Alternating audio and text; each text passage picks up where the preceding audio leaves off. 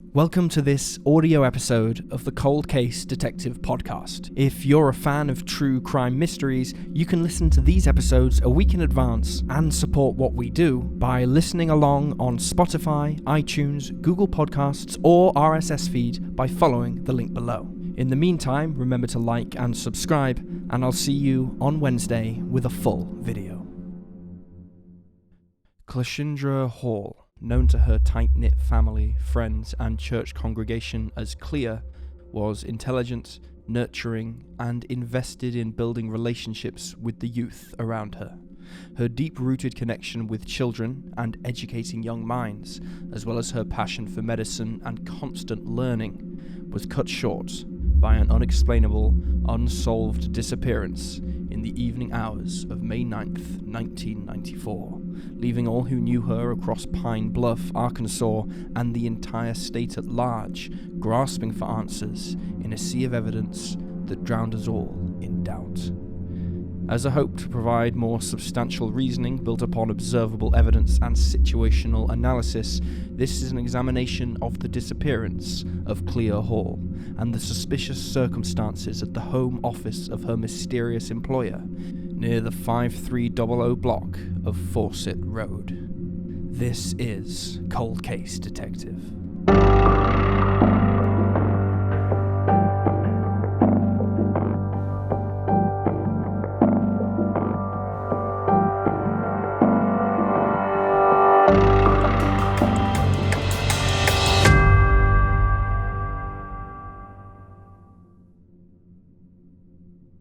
Clea Hall was born on March 30th, 1976, to parents Willie and Laurel Hall in Pine Bluff, Arkansas. From an early age, Clea showed a keen interest in fostering relationships with her generation and found a deep love of learning. She absorbed information voraciously, constantly yearning for more and growing as an individual. As she became a teenager, Clea found more specific hobbies in both reading and medicine. She was a bookworm, always seeking out new stories to escape with and to gain insight into society through the power of literature. Her parents also described Clea as having a gift in helping children, always interacting with the youth both at church and around the Pine Bluff community. On weekends, Clea would always babysit children around the neighborhood and volunteer in the nursery, working with infants and toddlers at their local church. Her mother tells everyone how much Clea displayed a deep love for children and how she had a very natural understanding of how to bond with kids. It was as if Clea was magnetized to cultivating the imaginations of youth, preparing their own journeys into the world as they aged and entered society themselves. So, while Clea wasn't the most sociable person, she held a perfect balance in spending precious time with the kids of Pine Bluff, as well as fostering her own relationships with friends at school and in recreation. By the time Clea entered her senior year of high school, she knew exactly what she wanted to do for her post-grad plan. She had dreams of studying medicine at a university and becoming a pediatrician, combining her skills in a perfect marriage of healthcare and youth interaction. She was also active in extracurricular activities at the same time, a proud member of the Beta Club and various volunteer efforts. Clea also had received an incredible opportunity to intern with a pediatrician's office in Boston, Massachusetts later that summer, a chance to attain hands-on experience in her field of choice before enrolling in pre-medical courses at Tennessee State in the fall of 1994. To celebrate Clea's outstanding merits and honorable time as one of the leaders of her class, she was voted to give the commencement speech at her school graduation. She was ecstatic, taking in every moment, looking forward to senior prom and ending the year with a bang. Everything was working out beautifully. A few months prior, however, Clea had realized she needed some extra money to save up for her summer position in Boston and then for college in the autumn. One of her friends had employment along with their sister at the home office of a local Pine Bluff resident by the name of Dr. Larry Amos. Dr. Amos was involved with non-profit charitable work supporting in-home daycare centers and hired the young ladies to perform clerical work, an easy gig for a high schooler looking for a somewhat professional opportunity. Clea made a deal with her parents that she wouldn't let the job interfere with her schoolwork or church endeavours, and they allowed her to take the position. The office was only a few blocks away from home, and Clea only had to work weekends and a few weeknights after school, from which Clea's mother Laurel would drop off and pick up her daughter. It was all smooth sailing at Dr. Amos's residence, until the evening of May 9th, 1994, when Clea never made the final phone call home and seemingly disappeared into the night. Her unbelievable potential and bright future wisped away into the darkness. Let's now turn to a timeline of the events leading up to Clea's disappearance. A few months before her high school graduation, Clea Hall is approached by two friends who are looking for their replacement at a local non-profit organisation doing clerical work. The office, located at Dr. Larry Amos's home, is only a few blocks from the Hall residence, and she begins working after permission is granted by her parents. As the months tick by through the spring of 1994, Clea fits right in with her new employment. She makes a deal with her mother that she'll call each night she works to arrange a ride and avoid walking alone in the dark streets of the Pine Bluff suburbs. Sometime in April of 1994, Clea is dropped off at work by an older male friend named Scott Walker. Upon Scott's arrival, Clea's boss approaches and explains to Scott that courting is not allowed on his property. Clea explains to Dr. Amos that Scott is nothing more than a friend and the two aren't dating. Scott leaves soon after the confrontation ends. In the early afternoon hours of May 9th, 1994, Clea gets out of school a little earlier than usual and decides she wants to go to work early that evening to make some extra money. When she gets home a few minutes later, Clea takes a nap to re-energize in preparation. Just before 5 p.m, Mrs. Amos calls the Hall residence and informs Clea that they are ready to begin work for the evening. Clea quickly gets ready, but leaves behind her purse and ID. A few minutes after 5 p.m, Laura Hall drops her daughter off at the Amos residence. Over the next 3 hours, everything goes about as normal as a Monday night would. At around 8 p.m, Clea makes her usual phone call home to her mother. Laurel answers, and Clea informs her that she will be working a little later than usual, aiming for a 9:30 p.m. finish time. Clea then says she will call again when she's ready for a ride, and the phone conversation ends. A little prior to 8:30 p.m, another employee at the Amos residence asks Clea if she needs a ride home that night. Clea politely declines, stating she plans to walk home instead. Mere moments pass, and Clea's co-worker leaves the home office. At 8:30 p.m, Clea prepares to leave for the night and signs the timesheet to clock out. Dr. Amos will later tell detectives that Clea leaves and gets in a car with an unidentified person. This would be the last sighting of Cleashindra Hall.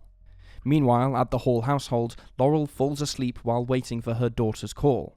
After the clock strikes midnight, Clea's father, Willie Hall, returns home from work to find Clea absent. He wakes his wife, and she informs him that she never received that second call from Clea. At 12:45 a.m, Laurel telephones Dr. Amos. Dr. Amos picks up after only one ring and informs Laurel that Clea left his house at 8:30 p.m. when the mystery car picked her up.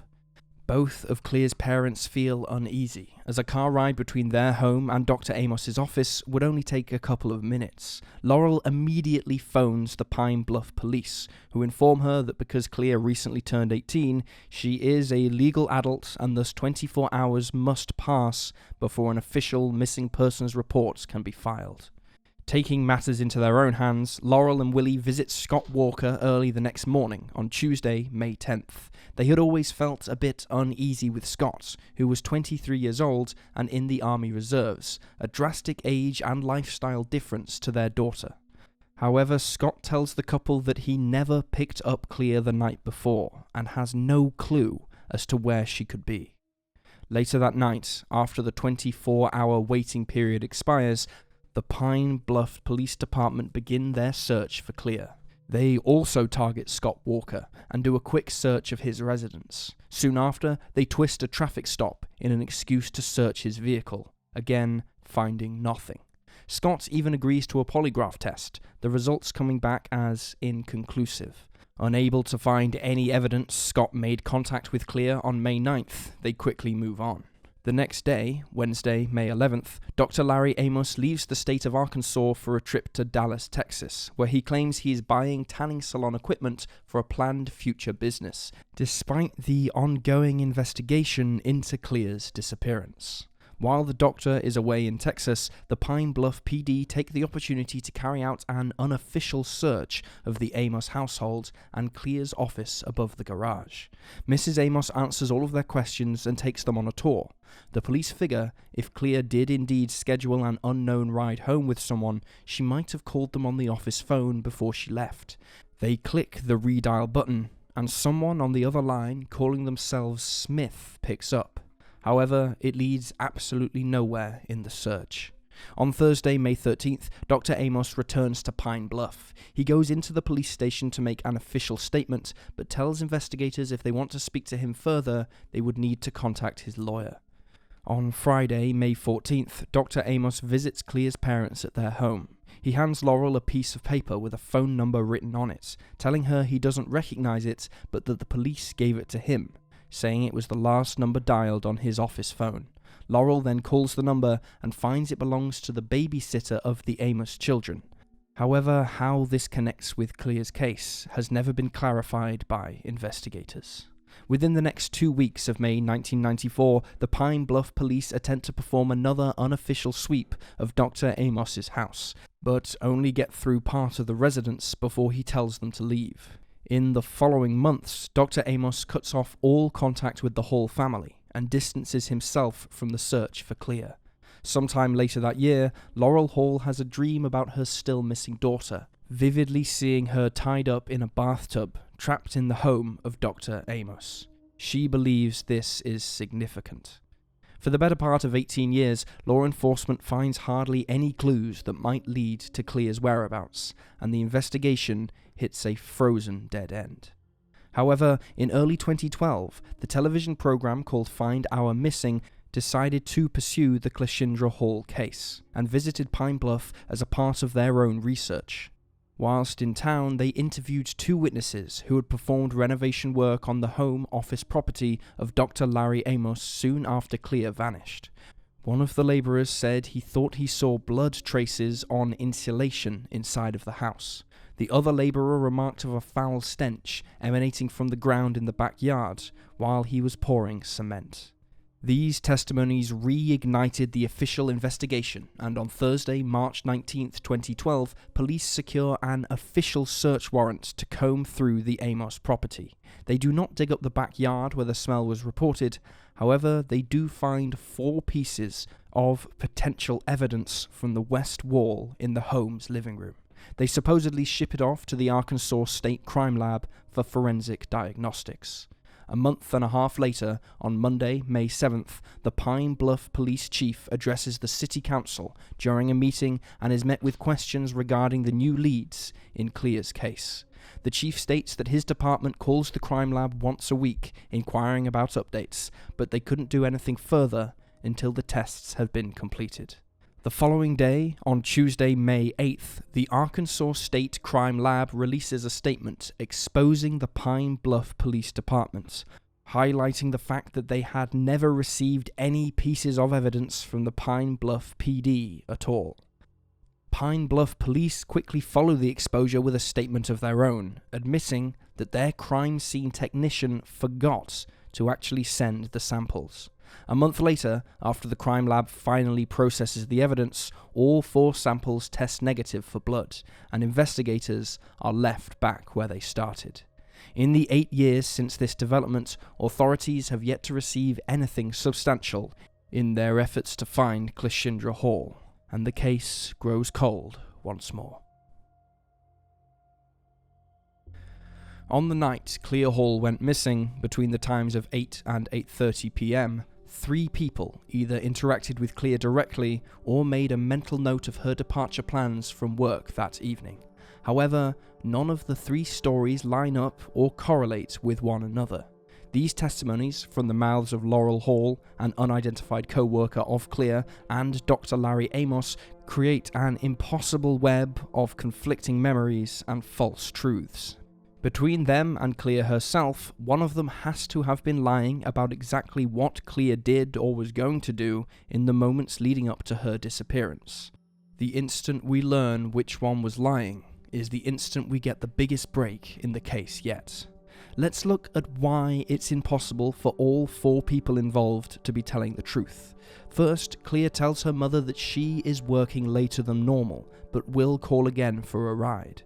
Then she tells her co-worker that she doesn't need a ride because she's planning on walking home instead. Then Dr. Amos hears Clear leave and later reports she got in a car with an unidentified driver. So, who is telling the truth? Did Laurel misunderstand her daughter, and did Clear ever actually inform her mother that she was going to get a ride? Did Clear lie to either Laurel or her co-worker, maybe planning a ride with someone she wanted to keep secret from both of them, and thus fibbing to each? Did the co-worker lie about what Clear said to them, and knows more about what happened to Clear than she is letting on? And ultimately, did Dr. Amos lie about seeing Clear get into a car with another person at 8:30 p.m? It is hard to believe that Laurel Hall would repeatedly lie to both police and reporters about what her daughter told her the last time the two ever spoke. It would also be very out of character for Clear to go behind her parents' back and keep another hidden life away from her family and friends.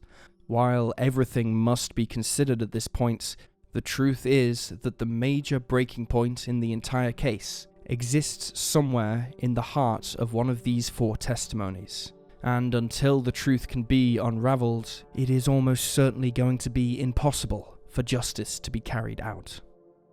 Let's now examine the most prominent theories attempting to make sense of the disappearance of Cleashindra Hall. The very first theory extended by the Pine Bluff Police Department was that Clear had run away because she was pregnant and afraid to confront either of her parents about it. They figured this was why she had never called her parents again, nor told any of her close friends about it, as if she was self-shamed into secrecy. However, this theory has a myriad of issues, the biggest being how unlikely it was to even occur.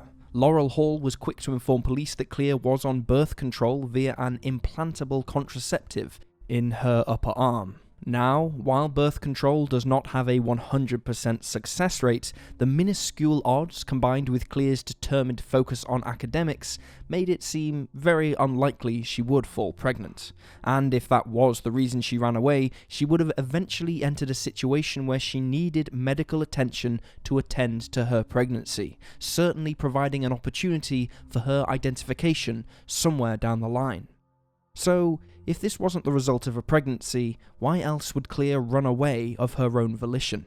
It is truly hard to say. Remember, both Clear's immediate and distant future were full of promise, and she often spoke of how excited she was looking forward to everything she had in store. She had an internship in Boston she was prepping for, an incredible chance to launch her dream career at a very young age. She was also on a scholarship for Tennessee State University to study medicine, her lifelong passion, and she took in her stride major events happening in high school, such as the prom and speaking at the commencement ceremony.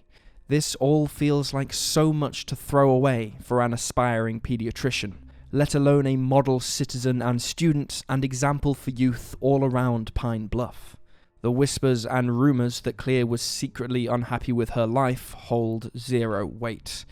There were no hidden diaries with entries fantasizing a spontaneous getaway, and no secret lover she had plans to escape with. There was absolutely no pattern of abuse or misbehavior to inspire such rash decision-making, and Clear was aware of her own potential. Skeptics like to point to the fact that she had just turned 18 and was strategically waiting to be an adult to remove some of the barriers being a minor creates, and that she might have known that missing persons cases are treated with less haste when it involves a legal adult rather than a legal child. However, I want to remind those still questioning the runaway theories that Clear left behind her purse, all of her belongings and her ID when she went to work on May 9th, preparing to go only to her job and nowhere else that evening. Now, certainly this isn't solid proof, but it is an action incredibly uncharacteristic with other runaway teenage cases.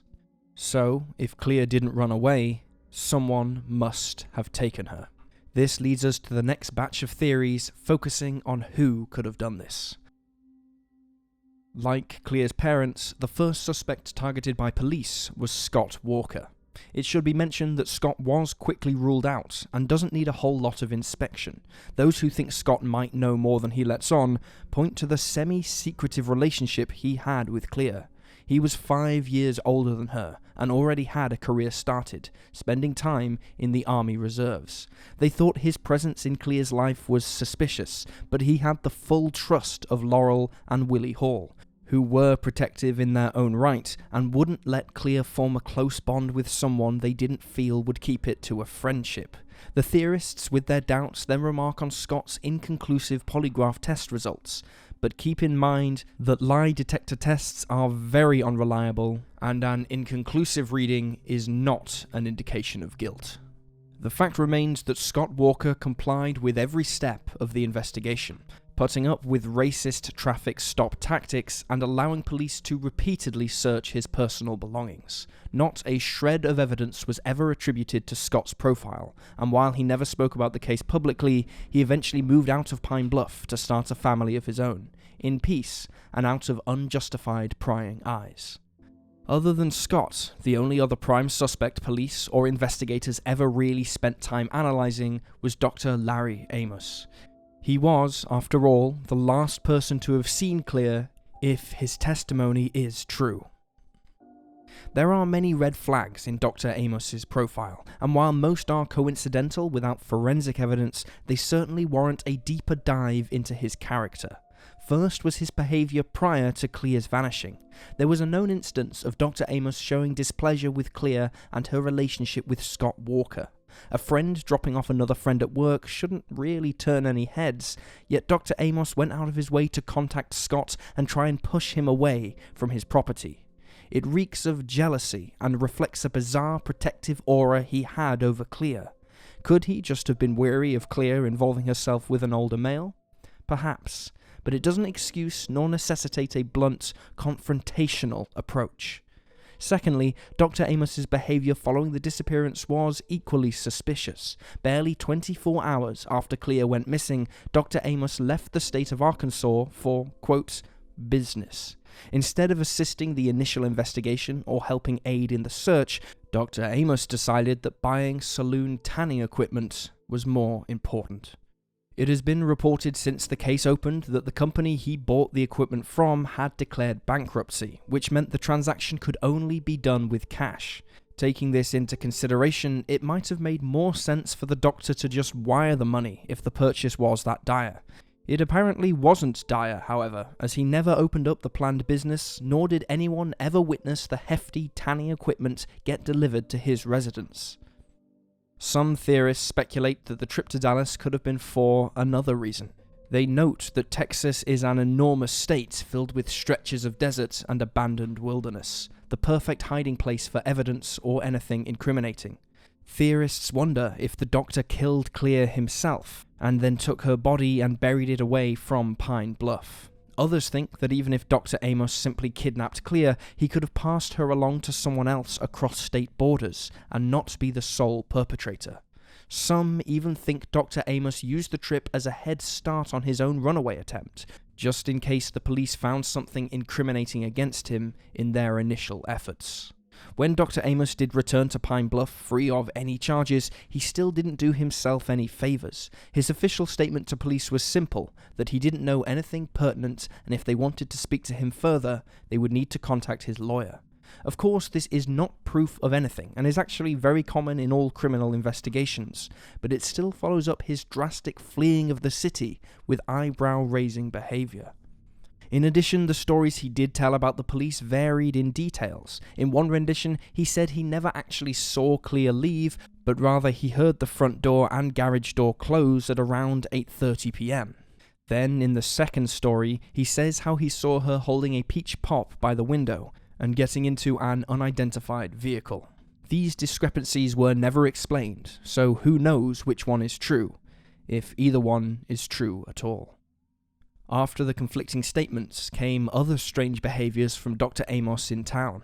It wasn't that Dr. Amos was just avoiding the investigation, but it appeared that he was actively sabotaging it. Clea's father, Willie Hall, witnessed Dr. Amos removing the missing person flyers posted around Pine Bluff to bring awareness to Clea's case.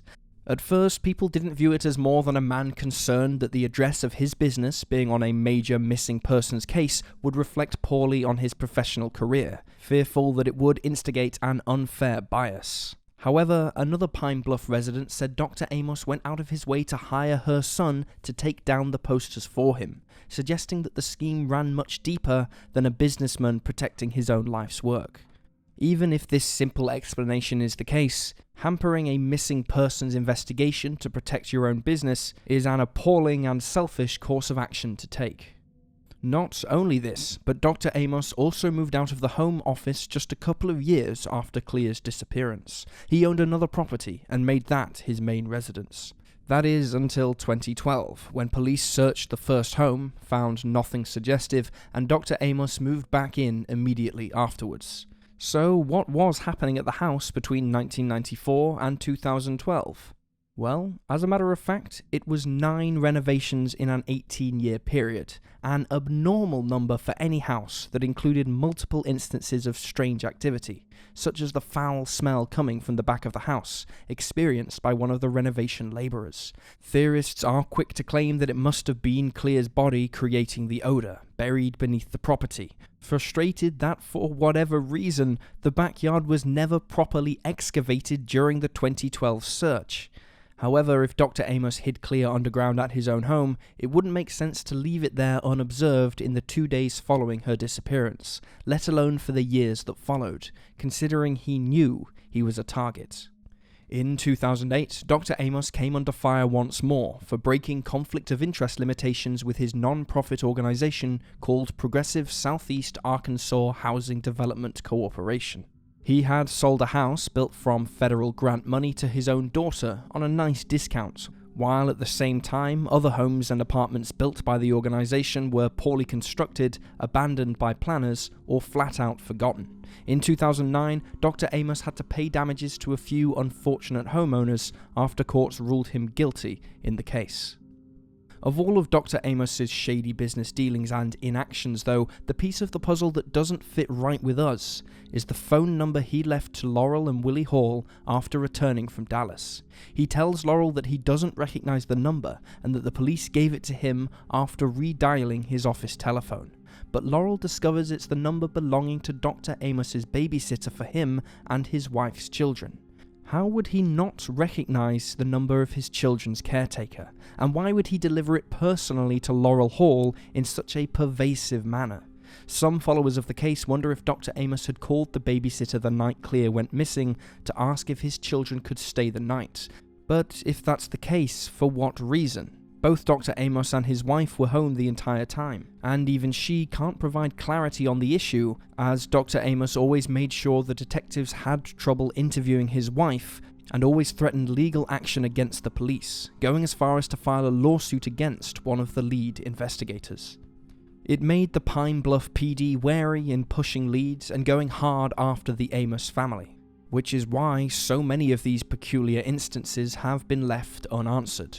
Could Dr. Amos be innocent? Absolutely.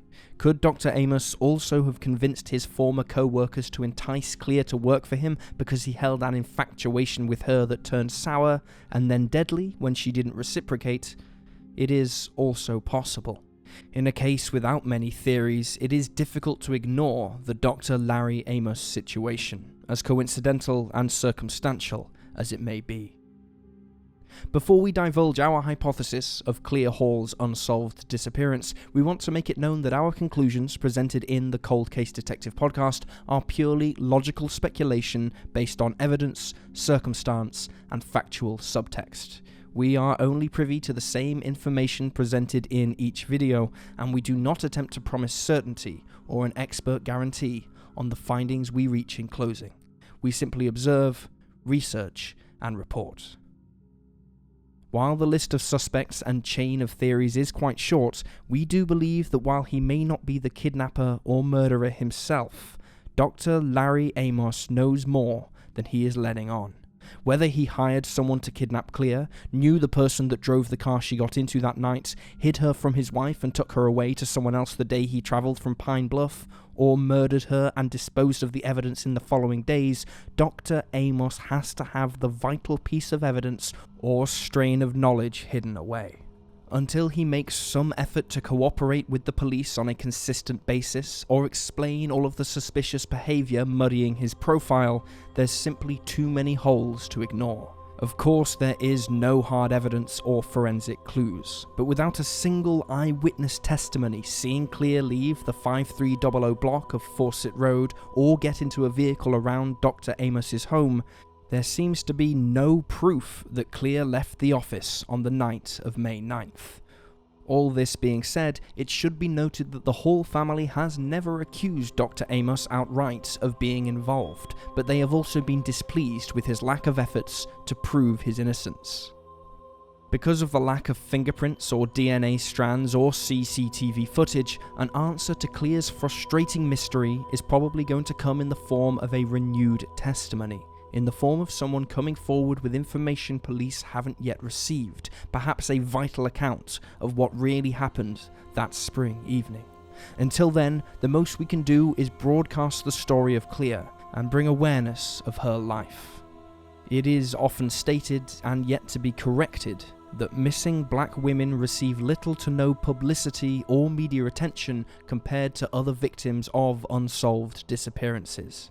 It is a shameful fact that in today's day and age, non-white women are forgotten about and ignored by both police and the media due to the colour of their skin. The inaction and passivity of the police in this case is deeply troubling and frustrating.